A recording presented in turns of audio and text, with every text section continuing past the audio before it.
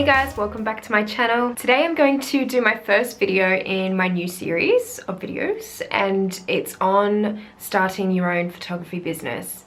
And the series in total will be the business of photography, so it's going to be anything to do with the business side of photography and anything you guys want to know in relation to that. So I thought I'd really start with the basics today in starting your own business and just give you guys a few points or maybe tips to consider if you are starting your business up now or for the first time, because there is quite a bit to consider when you are first starting up a business, and for a lot of people it can be quite overwhelming. I know it was for me.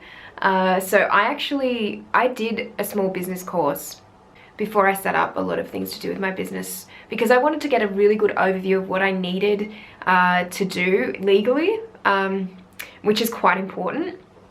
But also to help me with marketing my business and actually finding what my target market was and what my brand was overall. So I think there are a lot of things to consider, but if you can start with the basic points, it's kind of a good guideline on where to go from there.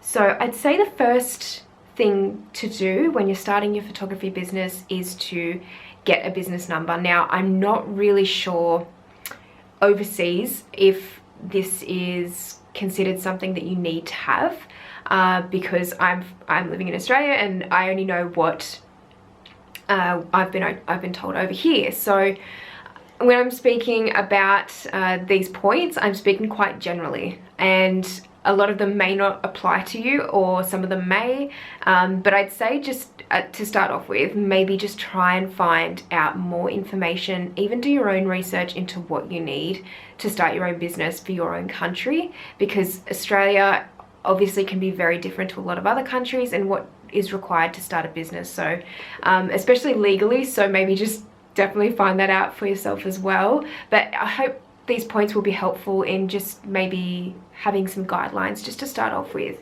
So yeah, first thing would be getting a business number. I know over here in Australia, to run your own business or to earn money, you are required to get an ABN, which is called an Australian business number. So this is basically allowing you to earn money through your business. It's like having your business being accredited and being legit, basically. So it's definitely important to do that. If you're living in Australia, you definitely need an ABN. Registering a business name is another tip. So I think this would apply to most countries. So registering your business name is pretty important, and a lot of the time there are fees involved with registering a name, but you don't want to get into any legal battles or anything like that if you've not registered your business name and you're using a business name with it not being registered, essentially. So there are legalities behind that, and you really do need to make sure that that's taken care of and that you're able to use that name legally.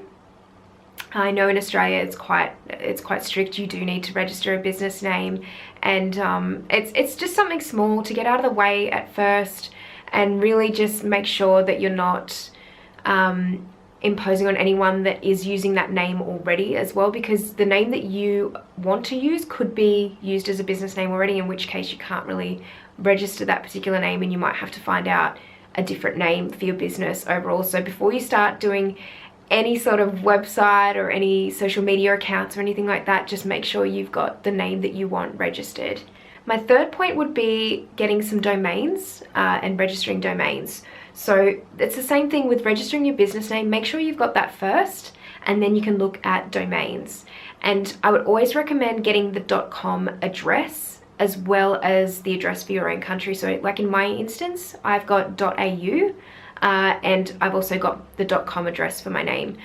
It's really hard, I know, for people with quite common names, or for words in their business name that are quite common, or anything like that. It can be hard to secure a domain that you want, but I think just try and be a little bit creative about how you go about it, and you should be able to get a domain that suits you.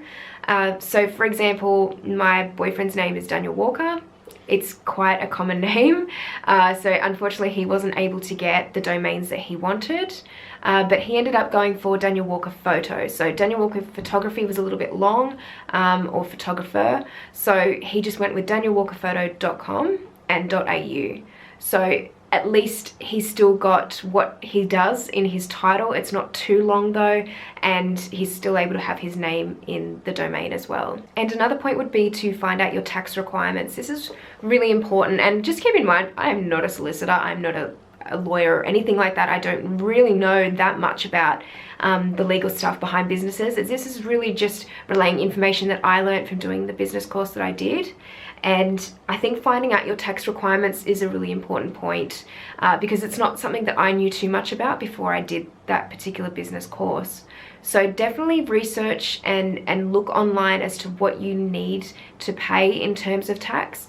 In Australia, we actually have to reach a certain level of income before we pay tax. But in other countries it might be different, so definitely find out whether you're required to pay tax or not, and if you do, what that level of income is, if there is one at all, because it's really important and you don't want to get in trouble with the government at any stage when you're setting up your own business. So yeah, just make sure that that's taken care of as well. I think it's also important to have a really well-rounded idea of what your brand is and what your target market is going to be, and this might require a bit of research too, because it required a bit of research for me when I first started. I wasn't really sure what I was going to do specifically with photography, and then I kind of settled on fashion, so that sort of helped get a little bit better of an idea around my target market and what my brand was going to be about. Personally, I'm looking at moving into more travel photography in the future, so it's going to change a little bit for me, I think. So I'm going to have to change my marketing and everything accordingly. But I think for a lot of people starting off, just to have a really general good idea of what you're going to be selling to people basically, and what your brand is going to be about is a really good point. And sometimes that might take a little while to find out, but if you do your research and you find out what others in your area are maybe doing, that always helps. Especially with other photographers, and research other photographers, see what they're doing, and you might pick up some really helpful hints there. Another tip is to find out what permits or licenses you're going to need to set up your own business. Now, in my case, I had a couple that I needed to consider. So at the time that I started my business, I was doing some weddings. So I needed to have a working with children permit, and that's something that needs to be updated quite regularly too. And in Australia, that's kind of required if you're working with children in any manner, which I can still be photographing children at weddings and that sort of thing. So I definitely needed to apply for that and get that sorted. There's lots of different permits and licenses though that could be applicable here, and especially in different countries, and as I said, I'm not really sure what a lot of other countries do in this circumstance, but in Australia as well, because if people are running their own businesses from their home as kind of like a shop front, they do need a permit or they need to pay like a council fee. And in my case, I didn't have to do that because I wasn't necessarily running my business from my home. I was doing a lot of my work at home, but I wasn't using my place as a shop front, and people and clients weren't coming to see me at my house and that sort of thing, so I didn't really have to pay that fee. But I'm not really sure, like I said, in other countries it might be a little bit different, and just make sure that you've covered all your bases with the legal stuff. So anything with licenses and permits, just as much as you can think of that you might need a permit or a license for, research it. And a lot of councils will have on their own website what you need if you're setting up your own business, and what you need to pay if you need to pay anything at all. And a very important tip, and this is hard for a lot of people because it can be quite expensive, but organizing insurance for your business and yourself is really, really important. And I think for photographers, as a minimum, it should really be public liability. And that's what I was told in my business course, that I should be getting that as a minimum, because if anything goes wrong in a shoot, or I'm the cause of anyone's an accident that they might have, or you know, I leave a tripod lying around and someone trips over it and sues me, public liability is going to help cover that. So that was really important for me to get that covered. There's also lots of different types of business insurance that you can get. You can get theft cover, equipment cover. There's so many different types, and I would really strongly encourage most people to look into it. I know it seems like a really large cost, and it can be, but I think with photographers, our equipment is kind of everything a lot of the time, and without a camera, how are we supposed to make money, kind of thing. So if something happens to your camera, if something happens to your equipment, you're really going to have a tough time. So making sure that everything is covered, or as much as you can at the certain time. It's always hard when you're first starting in a business and you don't have a lot of money to spend on this type of stuff, but definitely keep it in mind because it is really important. And most businesses will kind of need some sort of public liability even to start off with. So and a lot of venues that I've shot at before won't actually let me shoot there unless I have public liability insurance, which is fair enough, I think, in a lot of cases. So definitely make sure you guys are covered and that you look into insurance. And one of my last tips is going to be about social media accounts and making sure that you've kind of registered your name for each of them and that you've got them all organized. So Facebook, Instagram, YouTube, Flickr, DeviantArt, whatever you use.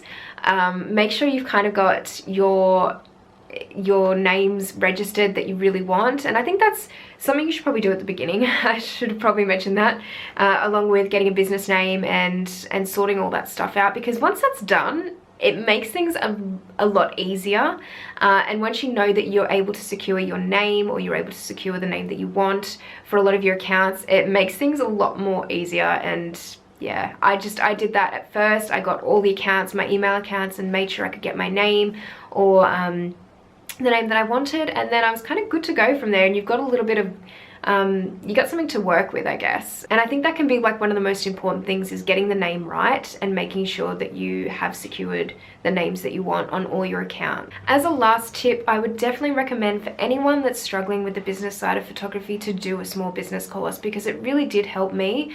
And I think for all the extras about tax and, you know, all those things that can be really confusing to a lot of people, like they were really confusing to me, it really helps clear it up a lot more. And unfortunately, I can't really speak too much on the legal side of stuff because I don't know a lot, and I don't know a lot for different countries and what you require to start a business. But speaking generally, I would say try and do a small business course in your country and see what the requirements are, because I think it is really important. I mean, always, I think content is going to be the most important thing when you start a business. Producing content will be the main thing. Everything else is kind of like at the side, in my personal opinion, and something that should be done, but making sure that you're producing good content is always going to be the main thing. So just make sure that you guys are focusing on producing work, and the more that you do it, the more exposure you'll get. And yeah, definitely look into doing a small business course if you feel like it's going to help you along a little bit more. Personally, it helped me a lot, so I hope that I can help you guys through this series and give a few points on different topics. And if you have any questions whatsoever, please put them in the comments section below.